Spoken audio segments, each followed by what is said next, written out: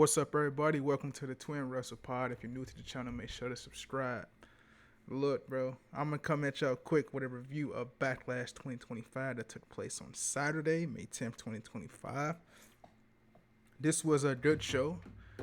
Um, it wasn't the greatest show, but it didn't need to be. This show did and accomplished everything that it needed to accomplish. Um, 5 match card, like I said in my predictions, and pretty much every match worked pretty well on this card, even down to the main event with Cena and Randy Orton. But we're gonna start it off with the first match that kicked off the show, the Fatal 4-Way for the United States Championship. And I love what Triple H is doing on the SmackDown side with the U.S. Championship. We have all these valuable contenders in the mid card scene. You got these three guys that go up against Jacob. Jacob is the champion, obviously. You got Drew, you got LA Knight, Damian Priest. You got Aleister Black who returned like 2-3 weeks ago. You got Carmelo Hayes. The list goes on and on, man. But this Fatal 4-Way match was probably my favorite match of the entire night. The crowd in St. Louis made this show. They were pretty much up the entire show, and I love that about the show as well. So let's get into everybody in this matchup was able to flash at some points in this matchup. Damian Priest did a little bit, but he won't have the biggest spot at the end of the night to end the match. But Jacob Fatu was the guy. He was on fire. The crowd was in love with Jacob Fatu. And I love Drew McIntyre. I love Drew McIntyre so much, bro. Like, he is a natural fucking heel. I mean, he's great as a babyface as well, but as a heel, he's such a fucking natural, bro. Damian Priest was good in this match as well. LA Knight had flashes in this match where he was getting pops like crazy as well, showing that he's still over after these couple years that he's been over after losing against Roman at Crown Jewel a couple years ago. He's still over. So this was a fantastic opener for this show.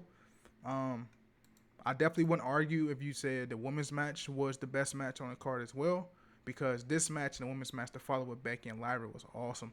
But I love this Fatal 4-Way match just that much, because I'm a sucker for multi-man matches. I know a lot of people in the IWC don't really like multi-man or multi-woman matches as much, but I enjoy them a lot because it gives a chance for everybody else to shine, and that's what this match did. That's why it was so good to me. But we did have the much-rumored debut of Jeff Cobb, and this was the spot of the night right here. Drew McIntyre and Damian Priest. Damian Priest putting Drew McIntyre through the announce table.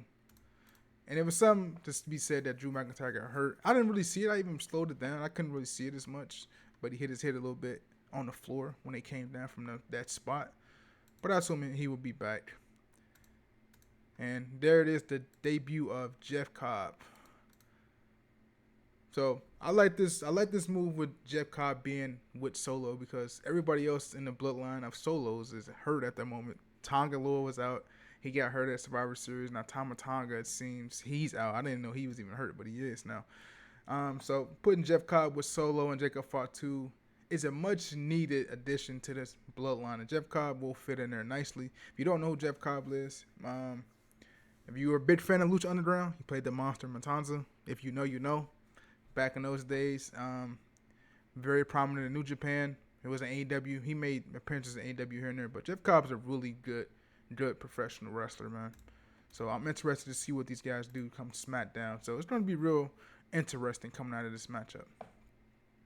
All right, next up we have Becky Lynch taking on Lyra Valkyria for the WWE Women's Intercontinental Championship.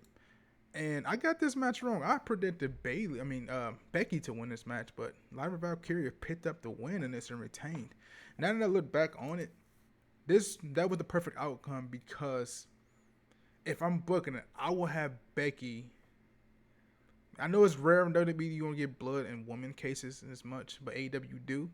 I will take a page of the AEW's book here. I will have Becky beat Lyra to a pulp and have Lyra come back sometime. Let her sit out for a couple weeks, maybe a month or so, and have her come out and go after Becky. But it would have to be an instance where the IC strap is on the line, because you want to keep that title on television. But this matchup was fantastic. This is one of the best Lyra Valkyria matches that she's had on the main roster. We know she's good, and if you're going back to their NXT days when her and Becky fought for the NXT Championship, that match was good as well. But this match was better. The crowd was into it, and this is the best spotlight that Lyra Valkyria has had since being on the main roster. It took Becky to get her there, but the crowd is fully behind her. She's doing better character work now, better microphone work, and isn't like, I ain't gonna say robotic, but in that realm. Now she's different, showing a little bit more emotion with Becky there. So that played a part in this matchup, and these two just went out there and had a fantastic matchup, man. Becky got in the face of Lyra's fiance at the ringside, which is pretty cool. The finish saw Becky tear off like a turnbuckle pad, and she tried to go for the disarmor, and Lyra reversed it to a roll up, and she won. But this match was very good. Top 2 match of the night for me. There's Lyra's fiance there. That was pretty cool by Becky. Becky does great heel work, man. Like if you look at over the years of her heel work, she is the heel, like unlike Charlotte Flair, with all due respect, unlike Charlotte Flair, who don't let the babyface get the up on her. Becky lets the babyface get the up and up on her. Like whether it's a promo segment, matches, or like getting a little bit of heat. So Becky is a good heel. So I'm enjoying both things from these women. We're going to see what they do tonight on Monday Night Raw. But this was a fantastic match with Lyra Valkyria taking the win and retaining her championship. And the issue is not over between these two, I'm pretty sure, because Becky is 0-2. After the matchup, Becky went directly after Lyra Valkyria, beat her up again, and left the arena. So this issue is not done. I expect something to happen tonight where Becky gets the upper hand on her, attacks her, do something. But the caveat to this whole situation is Bayley. I wouldn't be surprised if Bayley joined forces with Becky. That'd be cool. But this match was awesome. All right, next up we had Penta taking on Dominic Mysterio. This was also a good matchup for what it was. I told you guys the exact format how it was going to go down, and it played out the exact format. You had El Grande Americano coming out there and cost Penta the matchup with the loaded mask. We seen that because we seen the interaction with Penta and Chad Gable either last week on Raw or the week before in that backstage segment where Chad Gable told him the favorite part of WrestleMania was El Grande beating his brother Rey Fenix, and then Penta slapped him.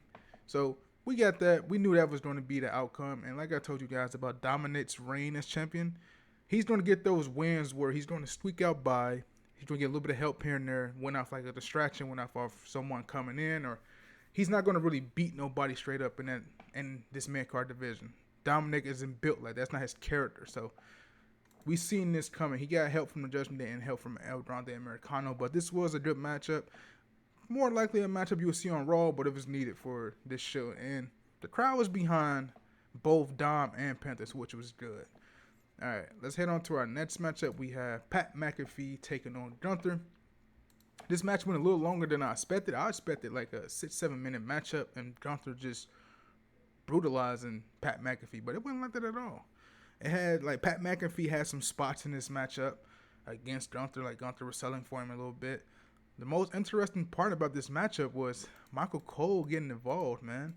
He said at the beginning of the match he was going to be completely biased, and he was. And one of my favorite spots, I thought it was going to be the finish, was that they paid homage to Bobby the Brain Heenan and Rick Rude, Ultimate Warrior, back at, I think, either Rumble or WrestleMania. I can't remember which one it was. Where Michael Cole, as Gunther's going for the suplex on Pat McAfee, Michael Cole grabs his leg and Pat McAfee falls on top of him, and he holds his leg down while the ref is counting. So that's paying homage because Bobby the Brain Heenan did the same thing to Ultimate Warrior and helped Rick Rude pick up the win and beat Warrior. So that was pretty cool. I like that.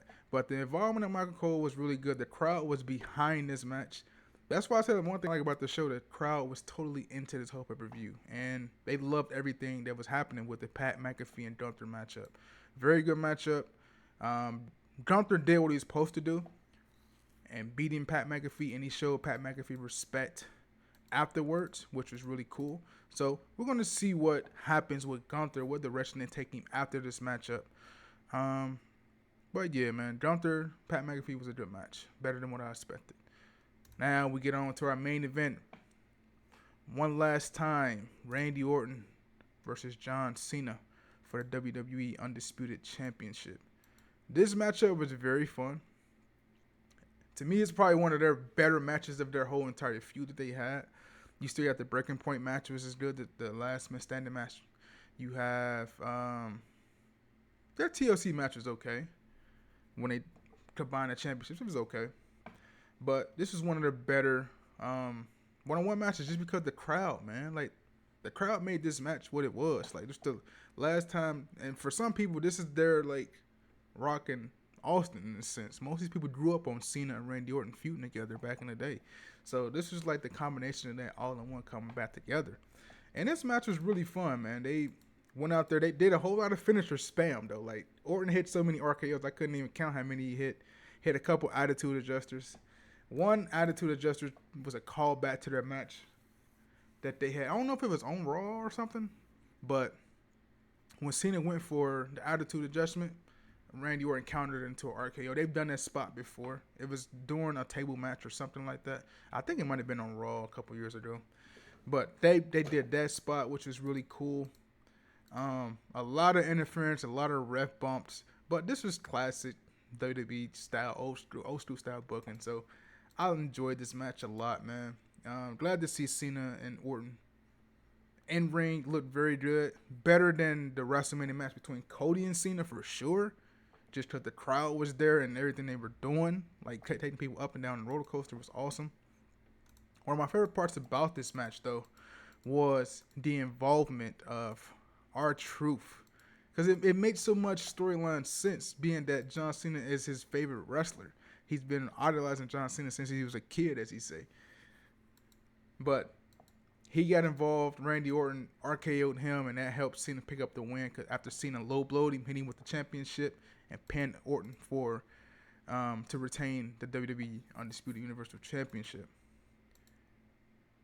And Orton went on a massacre. He RKO'd everyone. Nick Aldis, Shane Helms, Jamie Noble, whoever this guy was. He RKO'd and R-Truth RKO'd everyone. And Cena low blowed, as I said. And he picked up the win and retained the championship. And after the match, he said a couple things. And you didn't see this on TV, but after pay-per-view, they did this at WrestleMania. But after the pay-per-view, you would get like these shots of people, of the wrestlers, wants to show us off air. And John Cena had this somber look on his face.